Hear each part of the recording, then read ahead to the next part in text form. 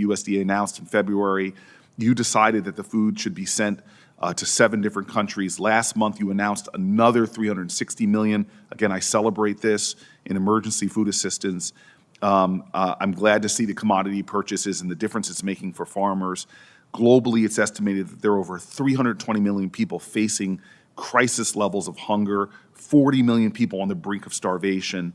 It's just something that we need to continue moving forward, and I'm hoping that we can continue to work together and make sure that those farmers that are involved get even more of a benefit of being a part of meeting a humanitarian crisis. So I want to say that in a sense of gratitude. I also want to talk about this idea of ultra-processed foods. I think it's an area where I'm willing to lean in and partner with you and with Secretary Kennedy. Diet-related chronic diseases is the #1 killer of Americans. 1 out of 4 of our teenagers are pre-diabetic. Half the children living in the country are projected to be obese by the time they're 35. I mean, we should be ringing alarm bells. And the science is now tying much of this health to really these ultra-processed foods that now make up 2/3 of the calories for our children. Again, I was really glad to see the dietary guidelines call out the need to reduce ultra-processed foods. I think we need to move more aggressively, and I'm really hoping that maybe even for QFRs, you can really let us know how you're going to really update and align the dietary guidelines so that we can get these ultra-processed foods out of our schools. I'm hoping that you and your team could move with a really great sense of urgency. And then the last thing I'm going to say, and then you can respond to anything you want, is just something that Chairman Thune or Leader Thune and I really agree with, which is this idea of country of origin labeling. As you know, we've worked extensively with the Biden administration to get voluntary country of origin labeling, requiring any beef labeled as product of the USA come from cattle that are born, raised, and slaughtered in the United States. I really want to thank you for implementing that policy change.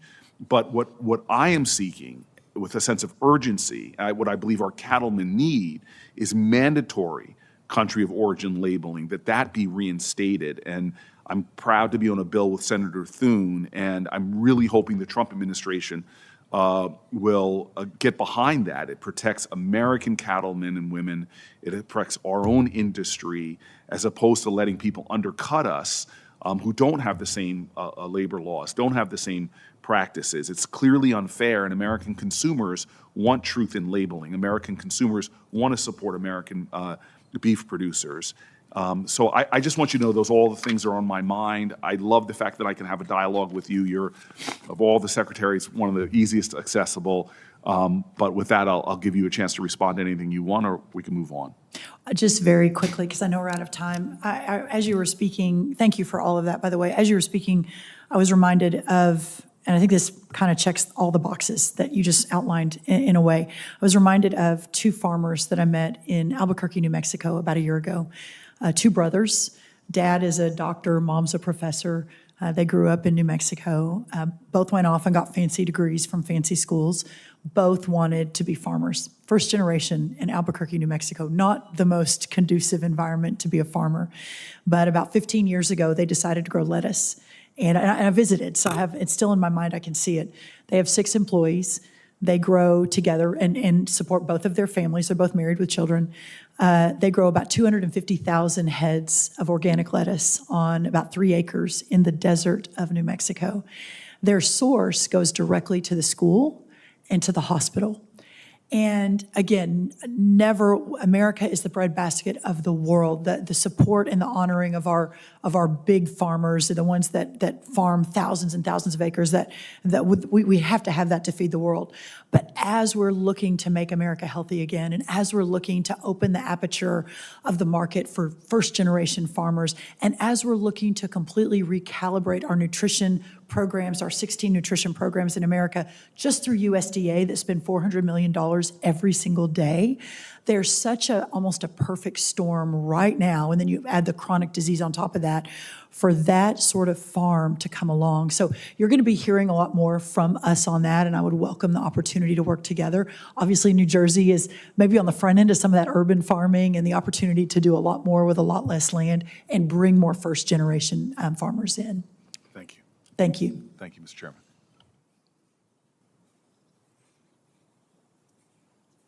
Senator Justice. Hey, Brooke, how Hello. you doing? Good to see you. Good to see you.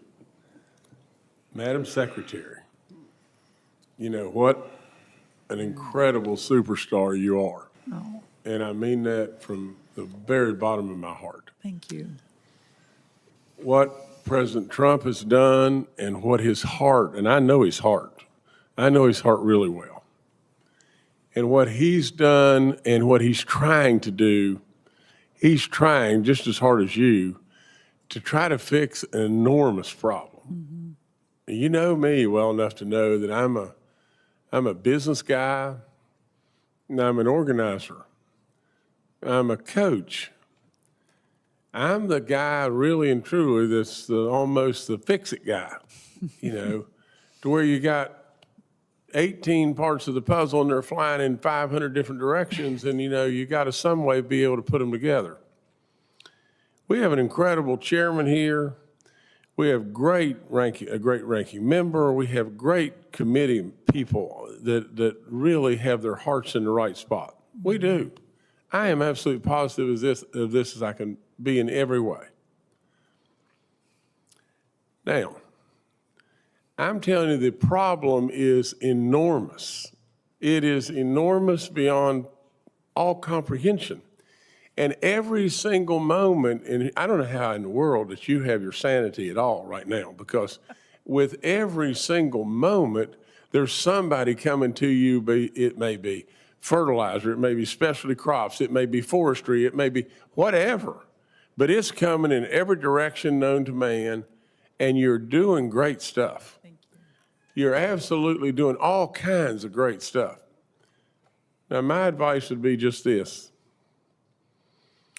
You know, I heard a long, long time ago, you know, people would maybe go to church, and then they'd get up in church after they got, you know, they'd walk outside, and then they'd be belly aching about something.